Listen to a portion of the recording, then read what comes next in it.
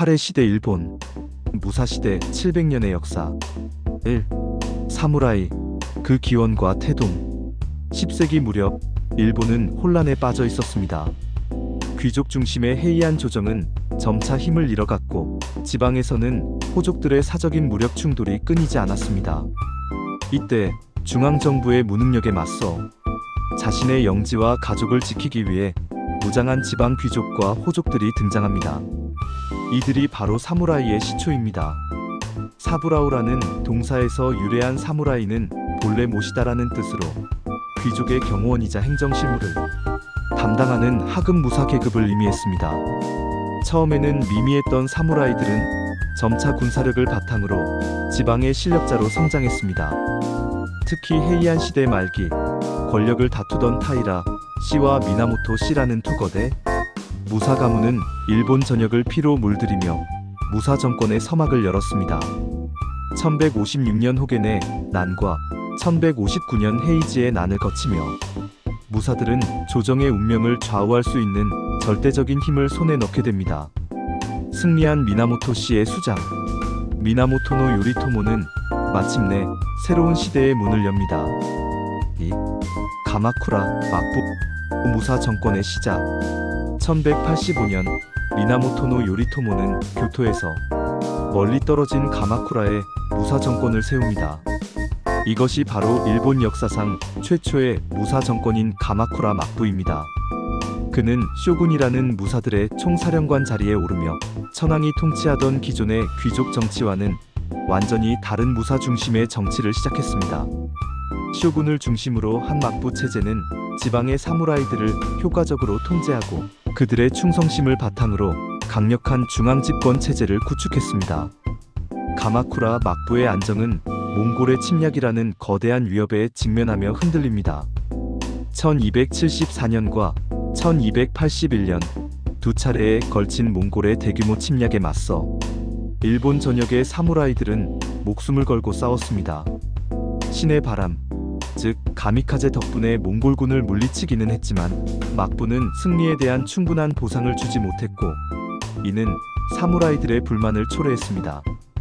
결국 막부 내부의 갈등이 커지며 가마쿠라 막부는 서서히 몰락의 길을 걷게 됩니다. 3. 무로마치 막부 혼돈과 예술의 시대. 가마쿠라 막부가 무너진 후 아시카가 다카우지는 새로운 무사 정권인 무로마치 막부를 1336년에 세웁니다. 하지만 가마쿠라 막부와 달리 무로마치 막부는 시작부터 불안정했습니다. 남북조 시대라는 기나긴 내전을 겪으며 쇼군의 권위는 약해졌고 각 지방의 유력 다이뮤들이 독립적으로 세력을 키우기 시작했습니다. 하지만 혼돈의 시대는 역설적으로 일본 문화의 황금기를 가져왔습니다. 무사들은 교토의 우아한 귀족 문화에 매료되었고 그들만의 실용적이고도 절제된 미학을 접목시켰습니다. 선종 불교의 영향으로 수묵화가 크게 발전했고 다도, 노와 같은 예술 형식들이 이때 정착되었습니다.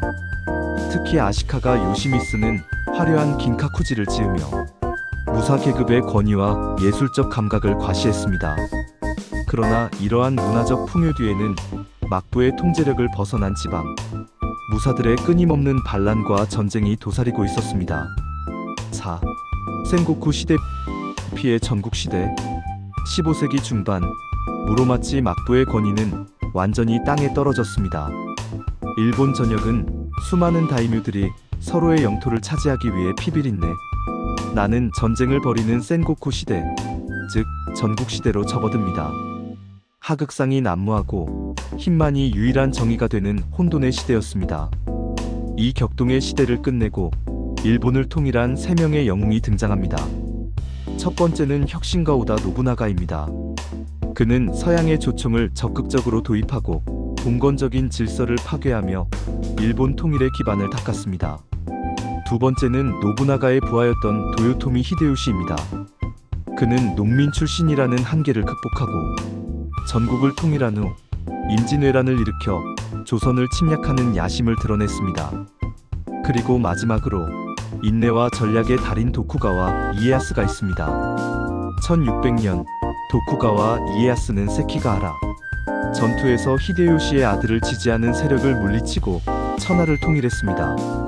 70년 넘게 이어진 피해 전쟁은 마침내 막을 내리고 일본은 새로운 시대를 맞이하게 됩니다. 에도 막부 평화와 무사정신의 완성. 1603년 도쿠가와 이에야스는 에도에 새로운 막부를 세우고 스스로 쇼군이 됩니다. 에도 막부의 등장은 일본 무사시대의 종결점이자 260년 동안 이어지는 평화의 시작이었습니다.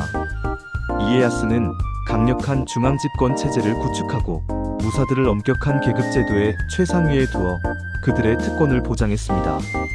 전쟁이 사라지면서 사무라이들은 행정관료로서의 역할을 맡게 되었고 무예보다는 학문과 정신 수양을 중시하는 무사도가 체계화되었습니다. 막부는 외부의 간섭을 막기 위해 쇄국 정책을 펼쳤습니다. 이로 인해 일본은 서양 문명과 단절된 채 독자적인 문화와 사회 질서를 발전시켰습니다. 사무라이는 더 이상 칼을 들고 싸우는 전사가 아니었습니다. 이들은 봉건 영주를 섬기고 엄격한 예절을 지키며 사회의 질서를 유지하는 행정가이자 지식인 계층으로 변모했습니다. 하지만 평화가 길어지면서 사무라이들의 실질적인 군사력은 약화되었고 상업이 발전하면서 경제적으로 몰락하는 사무라이들도 늘어났습니다. 6. 메이지 유신 사무라이 시대의 종말. 19세기 중반 서양 세력이 일본의 개항을 요구하며 에도 막부의 평화는 깨지기 시작합니다. 특히 1853년 미국의 페리 제독이 이끄는 흑선이 일본에 나타나 개항을 강요하면서 일본은 큰 충격에 빠졌습니다. 막부의 무능력에 분노한 지방 무사들과 지식인들은 존왕양이를 외치며 막부타도 운동을 벌였습니다. 1868년 이들의 노력으로 에도 막부는 붕괴하고 메이지 유신이라는 대대적인 개혁이 시작됩니다. 메이지 정부는 천황을 중심으로 한 새로운 중앙집권 국가를 건설하며 봉건적인 질서를 해체했습니다. 가장 먼저 시행된 개혁 중 하나가 바로 사무라이 계급의 폐지였습니다. 사무라이는 더 이상 특권 계층이 아니게 되었고 칼을 차는 것이 금지되었습니다. 700년 동안 일본을 지배했던 사무라이의 시대는 이렇게 막을 내렸습니다. 하지만 그들의 정신은 일본 문화 곳곳에 깊이 스며들어 있습니다. 명예와 충성, 절제를 중시하는 무사도 정신은 오늘날에도 일본인의 정체성을 이루는 중요한 가치로 남아 있습니다. 사무라이는 역사 속으로 사라졌지만 그들의 검과 정신은 여전히 일본의 영혼 속에 살아 숨쉬고 있습니다. 구독, 좋아요로 흥미있는 역사를 만나세요. 역사의 숨은 이야기를 전하는 역사 파일이었습니다.